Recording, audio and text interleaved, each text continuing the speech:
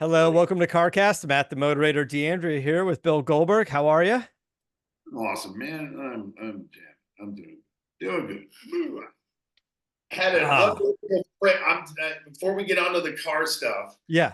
uh, and this airs, a day after. But as a dad, I got to say that our son, was a freaking superstar last night. Man, it was just killer to see.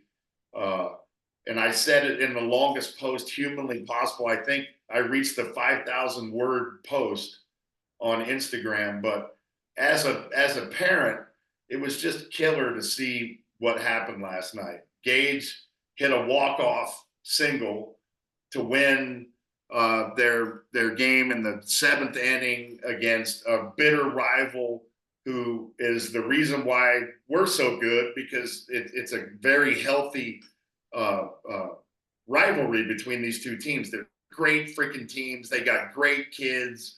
Uh, they're always at each other's throat. They've got scouts that come to every one of our games, and it's just always culminates. We're at the top of our division, and he came through last night. And the dude that opposed him was a great catcher, supposedly the best catcher in the state. And Gage never gets any credit at catching.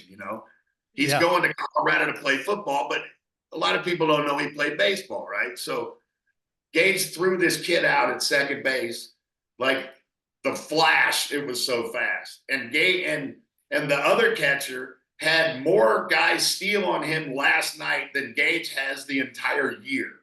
So as a parent, man, it was freaking awesome. It was really cool. Yeah. It was a lot of fun, and to see him be that guy in front of all his fans and his teammates, man, it was very rewarding. So there's Uh, my gushy parent shit. So I know Gage is a great baseball player. I remember him playing when he was a kid. We were all at the batting cages together back when you lived out here in California. He was just kind of getting into it. And uh the discipline he's grown into from from being out here years ago to what he's doing now is amazing. And like you said, he's going to Colorado. He's going to play football. That was a big decision, but I know he still loves baseball, and he's not about to let down any of his teammates no, and just it's because he's tough. got his next step decided for him. You know? And as a parent and as a human, it really sucks. I got to tell you. I mean, because as happy as you are for him now, and they were number one in the state, and they're going to go to playoffs most likely and do well. He's only got like a month and a half of it left, Yeah. and it was his first love as a sport, and he's not going to be playing anymore. CU doesn't have a baseball team, and it's going to be tough enough to play football, but you really are happy for him. But at the same time, man, he's having so much fun now, and it's going to be over with. It kind of sucks, but you got to live in the day, man. That's all you can do. Is you're only as good as your next day. So. Yeah. Uh, And Friday night, after what we did to them last night, and after me yelling and screaming and freaking, man, they're probably gonna beat us 50 or nothing. But we gave them a lot of ammunition, man. But it was cool. It was a lot of fun. yeah. So That's good. That's fun. thank you for giving me that platform. That was cool. Um, I don't know if you saw this yet, but Ram put out a little teaser, which is a Ram truck towing another one up on the trailer. We assume it's the HRO, right? The Ram high output. Now, if you guys haven't heard about this already, I don't know how much we've gotten into it, but there's not going to be a TRX replacement anytime soon. Um, Ram is going toward their six-cylinder engines, and they're dropping the big V8, but they're doing this one called the RHO, which could have the twin turbo 3-liter inline six, probably 540 horsepower. Maybe it's going to have a little bit more. They have versions that are about 550. And the idea is with this vehicle, could have the flare fenders, possibly some of the suspension components of the TRX, just not quite the 700 horsepower version. Now, that's not to say there wouldn't be a TRX in the future at some point when we're not sure what the powertrain would be. So they're holding the TRX name for a bigger future product. But in the meantime, they want to come out with something that's competitive with the Raptor, the the 6-cylinder Raptor, not the Raptor R, obviously, right? We got the TRX and the Raptor R. So it'll be Those like a power wagon, kind of slot. kind of, yeah, yeah, kind of, and just kind of fit the mold. So they're saying April 25th. So coming up pretty soon. They're gonna pull the cover off this thing and tell us a little bit more about it. But they did tease it a little bit. But yes, You remember meeting Trussell? yeah.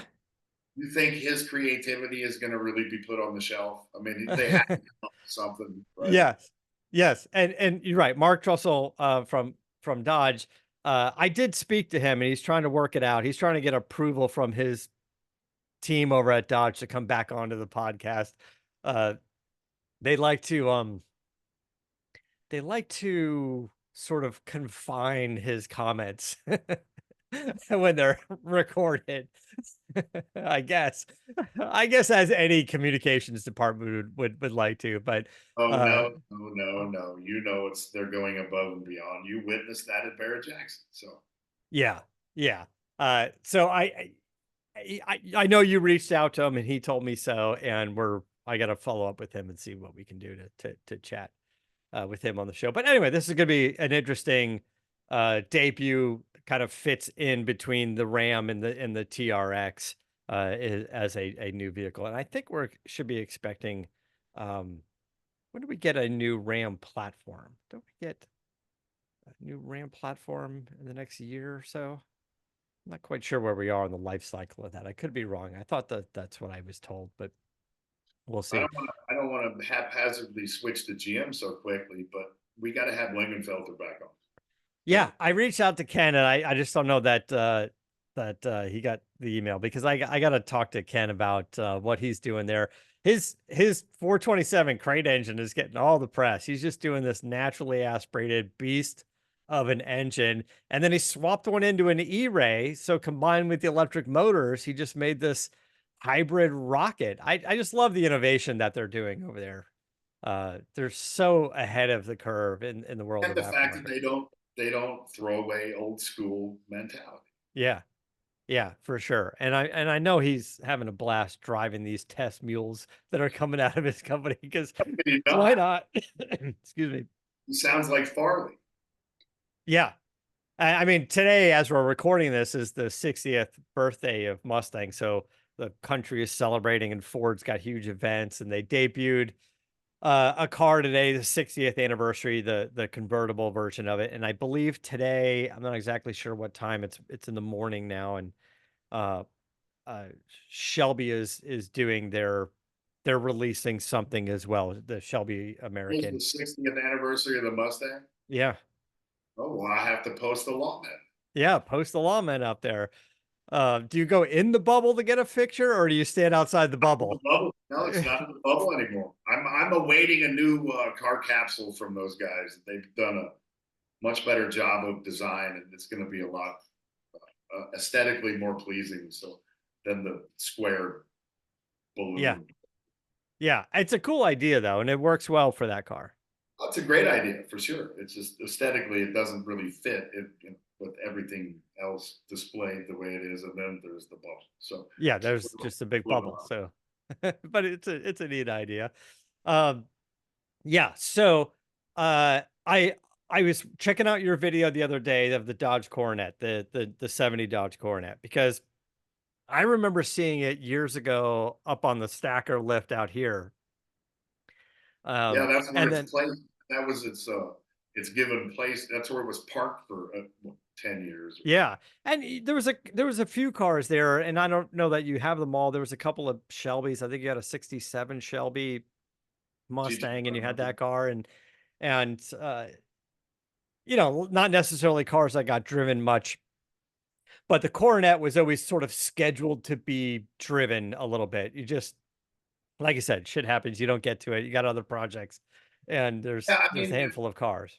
I don't want to sound like a pretentious prick that's got so many things to choose from, but when you've got a number, when you have two or three or four or five cars, to choose what you're going to do that day, what you're going to drive. Um, I don't know, man. I don't really take the automatics out very much because I'm in them for a short period of time, and it doesn't provide the same enthusiastic feedback that I get from driving a manual. Yeah. If and so plain and simple, that's the only reason why I didn't drive the car. It may sound stupid, but it's true. So it's a killer car. Like I said, it was the first car I ever went to Barrett and kind of stalked, and then I threatened this dude on stage. But I did it in a I don't know. It was childish, but I literally I loved that car. When I saw it, I flew to Scottsdale and I just Googled over it. And it's been in my collection, since '08, and I've never really done anything with it, man. And the triple barrel carburetor setup, the 6-pack, has traditionally been one that is extremely temperamental, to say the least. And we experienced that, Yeah. and it was kind of my first tear down of old school carburation and rebuild, and I'm about to embark upon it again on the Dodge 330 aluminum car. But I like you and I were talking about a second ago. It's something that I don't like to be dependent upon anybody for anything. And if there are people all around the world that still are old enough to remember tuning carburetors, then I can learn how to do it. And there's so many resources on YouTube or whatever it may be. I just looked up Carter AFB, you know, aluminum, and I wrote in the number of the car, Yeah. and then boom, I got 3 or 4 different videos, and I've spent 3 hours of my life, yesterday looking at it. But it's again, I love these cars, and my knowledge is not expansive at all, and I'm the first one to admit that. And I'm a kid at heart, and I've got some time on my hands now, and let's learn. So I want to start learning how to tear down and rebuild carbs and tuning them properly. Because I got all these freaking cars, whether it's the Cobra, the Coronet, the Z28, the Candy Manic. Yeah.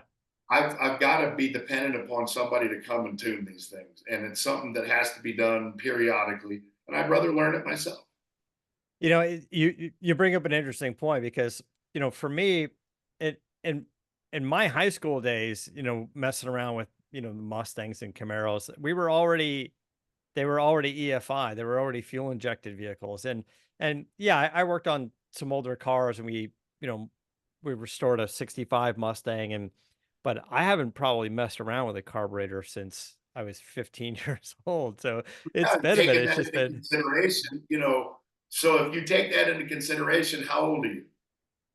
48. I think I'm Okay, 48. 48. Yeah. I'm 10 years older than you, right? And so we know a bunch of, well, I know a bunch of, well, I know some people that can tune carburetors because they're old enough to remember when they did it, right? Nowadays, it's really rare to find somebody under 50 that really knows how to do it.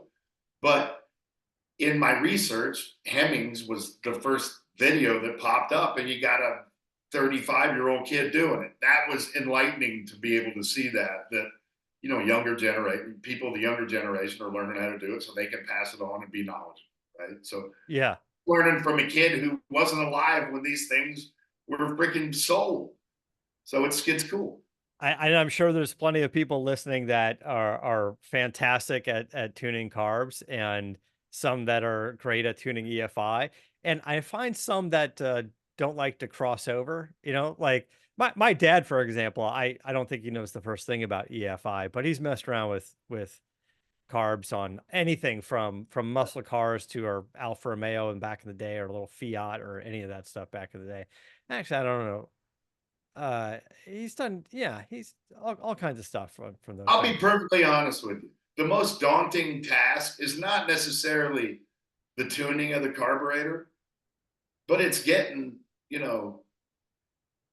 gaskets off that take like 4 hours to scrape off. That's just the biggest pain in the ass. And you don't feel as though you're making any progress.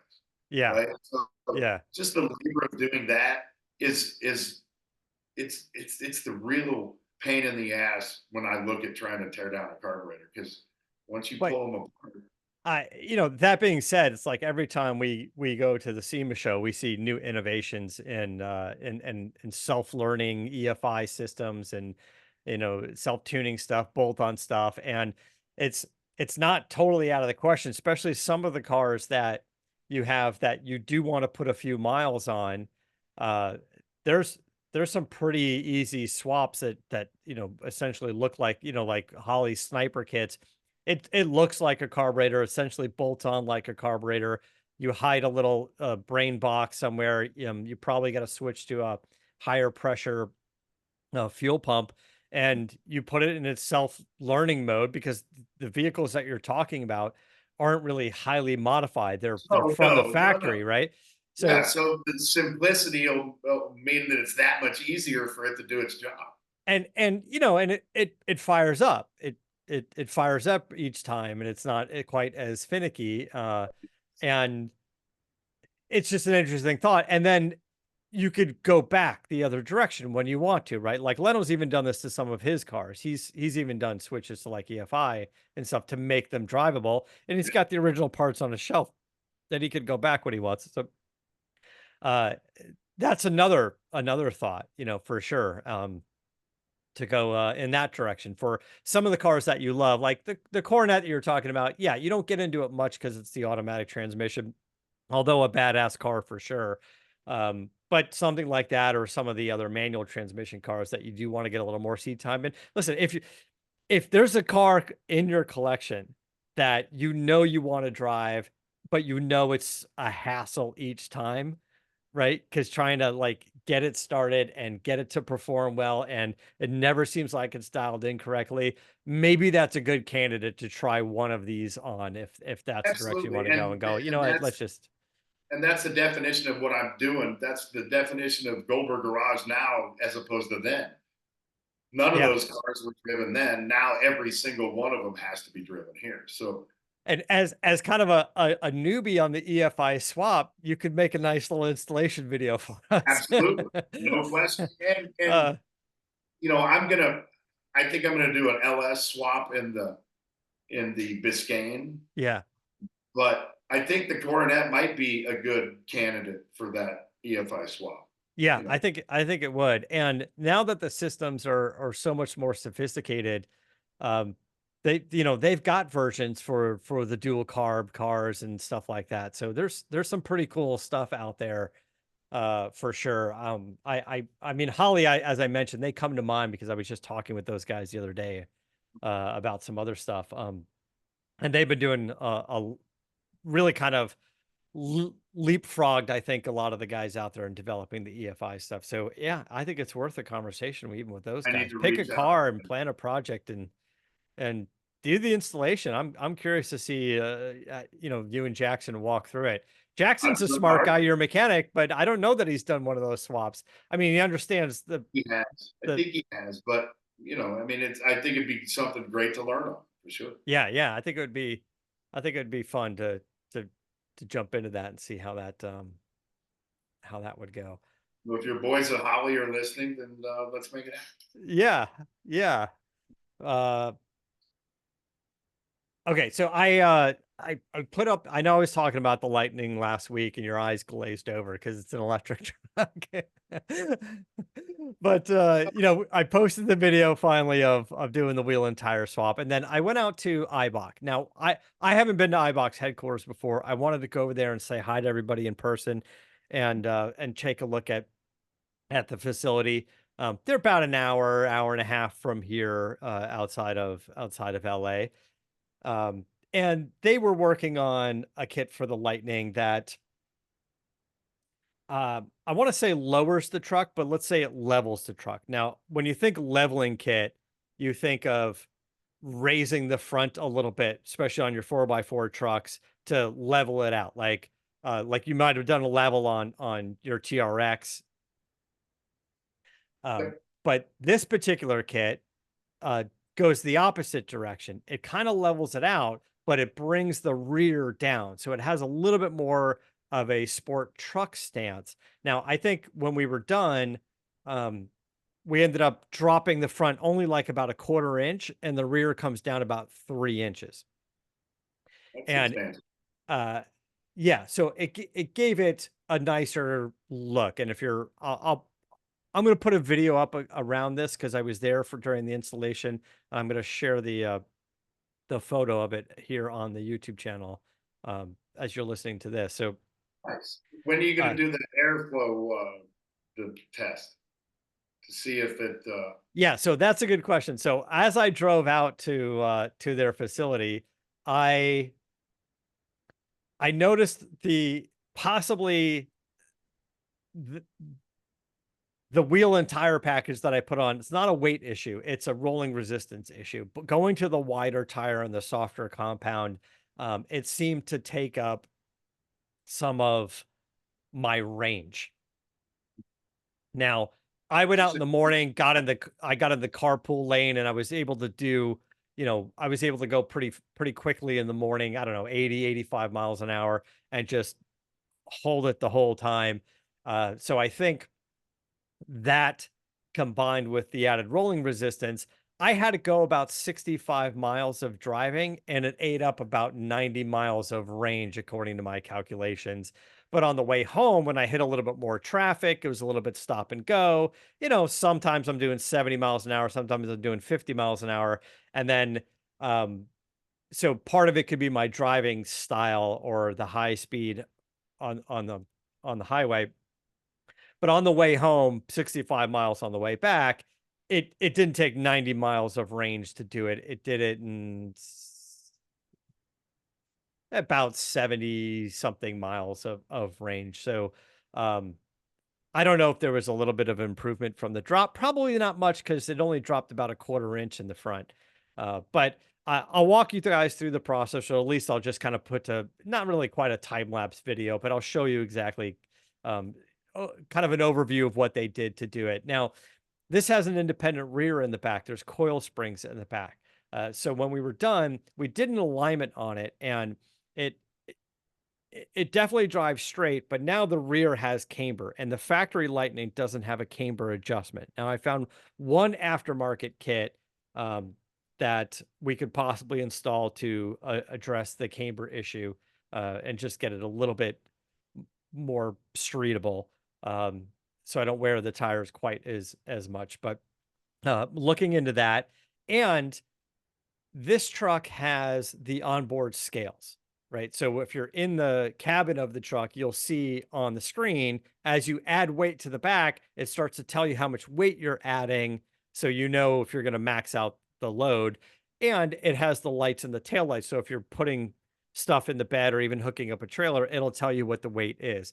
Now, it's just a simple sensor. It mounts to the frame and to the suspension, and it has a little linkage in between, and it's on a pivot, and it goes up and down. And when we lowered the back of the vehicle, when we lower the back of the truck about 3 inches, it moved that sensor. So it's fine. But when you go to the screen for the onboard scales, there's nothing in the truck, but it thinks the payload is maxed out because it lowered the truck about 3 inches. So now there's a couple thoughts. There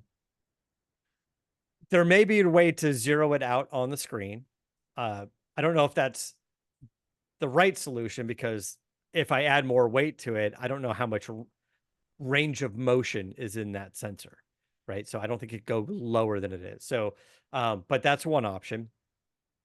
Second option would be the linkage in between the frame mount piece and the suspension mount piece. It's like a little dog bone, like it's just a little bar with that's attached to the two pieces. Maybe I can make one that's shorter. If I can make it shorter, it starts to level it out.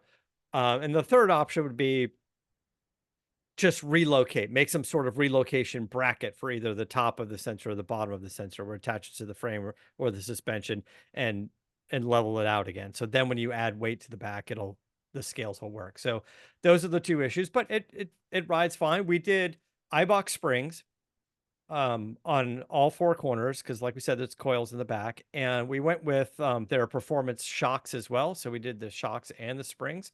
The ride quality seems fine to me. I haven't really noticed much of a difference. It's going to be a little bit stiffer, a little bit harsher. So over more aggressive bumps, I think you'll feel it, but the overall ride quality is fine to me. Uh, but a little bit stiffer rate, and I found a little bit better performance and handling overall. Getting the truck a little lower, getting it leveled, and getting a little bit higher spring rate gives it a little bit more of a sport truck feel, especially for something that weighs 7,000 pounds. So it was it was nice to drive. I might add a little sway bar, a little bit more sway bar in the front, and that's it. Kind of take it from there. Now, a friend of mine, this guy Jason from Maker's Garage. Now, Jason is a wonderful engineer, and he started his own company called Maker's Garage. He does a lot of Mustang parts, Fox Mustang parts, like body parts. He did the carbon fiber splitter that's on my 93 Cobra, and he did the recreation 93 Cobra style wheels that are in 18-inch and has them for different configurations. So if you have an independent rear, if you have the live axle, um, and by the way, I like what he's doing because he built this in his garage from scratch, got enough business to open up his own little warehouse, got enough business to invest in more machines, and now he completely designs in CAD like body pieces and then makes them uh, in his shop. He's got the machines to make the plastic pieces and everything. So for this truck, uh, I said, well, I think this truck needs a new like front air dam kind of splitter, and I think he's going to give it a shot. He's got the CAD files already for the front of the truck, so he knows how it would attach and what the factory plastic piece would work. But can we make it a little bit more functional? Can we make it just look a little better? We're going to give it a shot, and if we can do it, we might make that piece. And if people like it, he can make them and sell them. And you're supporting a good guy and you're supporting a small business, and you're going to get a cool looking piece for your truck. His stuff is good. His stuff is really, really nice. He's a super smart engineer. So I just want to be able to work with him. We were looking for a project for like 2 years to work on, even just a small part, going, what part can we create together? And I think maybe this could be something to do. Once you see it and you understand his process, it's going to get your attention. You're never going to have a lightning bill. I know that. Uh, but something's going to click in your head and go, oh, that guy, that guy could make something cool for me. And maybe it's a piece that becomes sellable at some point. So anyway, that's kind of maybe the next step for this truck. Speaking of friends of ours that are making moves in the business world, remember I mentioned to you the Pimp My Cover guys? Yes. I Yeah. want to give them a huge shout out because remember when I told you that they reached out to me and I didn't want to respond because of the name of the company? Yeah. Yeah. They've changed it to My Hero Cover. Yeah. Okay. That's better. It's better. So just a big pat on the back, say, guys, way to go. Way to go. Yeah. I signed the deal and right after they changed it. No. Yeah. Yeah, so let's we'll see what those guys are up to as well. Oh man, they're making some big moves for sure. And it's well deserved, I believe. Like I said, the cover's got great quality and it's really cool because it's a different niche. So there you go. Before we wrap up, were you ever a fan of the Tucker? You know the car, Yeah, the I mean, Tucker. I saw that car. I mean, the story itself. I mean, I mean, who was that's a car guy isn't a fan, right? Yeah, But and as a kid, on as a kid I saw the movie, right? I saw, you know, as did the I. Tucker movie and loved it. This caught my attention initially on Jalopnik, where uh, there's a Tucker convertible. Tucker company was working on a convertible with a reinforced frame and chop the top, and they used a modified version of a GM convertible top. And I don't know that it was completely finished, but there was enough parts from back in the day to finish a handful of the car. So the story of the Tucker, right, was there was 58 frames and bodies, I believe, that were produced, but not only 36 cars officially produced, but enough parts later over the next however many years that cars were built. So there's kind of in the world of collectability, there's an original Tucker built at the factory, there's a finished Tucker built afterwards, and then I don't know if some people are coming up, maybe making parts. I don't know that you're gonna be able to make that many parts to do this. Although if you found like a cool chassis and a body and you came up with your own engine, Oh, well, yeah. like there'd be kind of a cool hot rod Tucker. Rob Ida, I think, has done those. I think he's done something in that regards as well. And he's very, very uh, cool shop, very well versed in the world of Tucker. So there's this Tucker convertible. It's coming up for sale, and it was just weird that it was on eBay of all places. It didn't go to auction.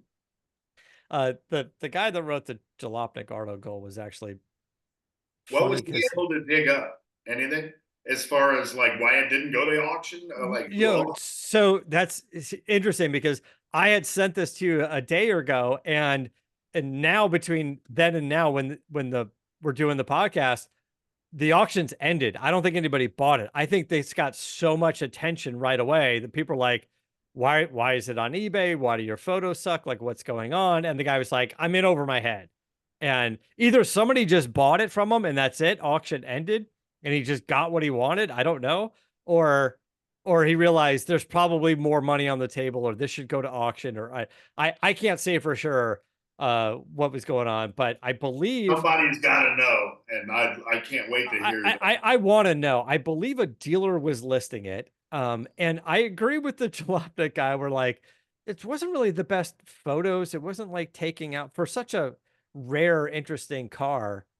Um, eh, you were just expecting more of a presentation, and the guy at Jalopnik seemed to get really angry at the end of his article when he was like, "If you're trying to sell a car on the internet for $2.4 million, hire a fucking photographer to capture your car for your listing." He goes, he said, "This magnificent car looks like a pile of dog shit because the cheap bastard didn't feel like having a car trucked out to a gorgeous location for a pro snapper to capture it at its good side." I couldn't agree more. And maybe that's literally why the listing has been taken down. But uh, who wrote the article? Bradley Brownell. Anyway, great article on Jalopnik. Thanks for posting that. Thanks for calling out that car.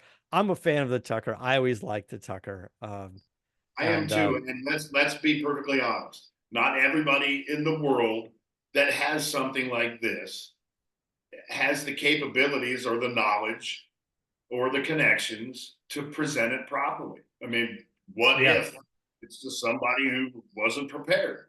Give them the benefit of the doubt, for God's sakes, before you I jump their ass. I mean, That's what I agree, but I swear this is a dealer that was listing it. You just kind of feel like they should know better. I don't know. I didn't look at it, but Yeah. I mean, when you click on their listing on eBay, they have some car parts, so maybe I don't know enough about it. hey, Anyway, it was maybe it was a marketing firm just trying to get some traction. For know these days. it's interesting that you even bring that up. This isn't what you were thinking, but many times in the past and still now, like cars that we've owned, like some of Adam's collection has shown up as an eBay listing Oh yeah. or a listing online, and then they try to sell it. Uh-huh. And then if they get a bite on it, they call us and go, "Hey, do you want to sell this car? I've got a buyer for you." Like one of our racing cars is up for sale. Like it's presented like they've been consigned to this listing, and it's total bullshit. It's all bullshit. Like I haven't done a deep dive, but you may find one of your cars. You may find pictures taken from the Mustang magazine of your lawman, somebody trying to sell it, and they're going to go, "Hey, I got a buyer for your lawman." They're trying to sell it ahead of time so they can get a commission. And I say I got a shell for my 1911 too. Right. I was going to say it's a shitty move that kind of undermines the spirit of of this hobby, Understand. you know. I just think it's a douchey move. I wouldn't do Everything that. has everything has become fair game because of the thing we're using right now to teleport this wonderful. Yes.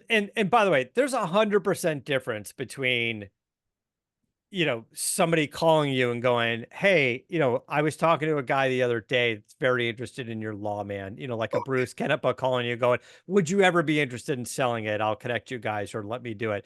But to create a listing and be like, and put photos and a description and imply that that's been consigned to you, or you've got the listing, that's that's dumb.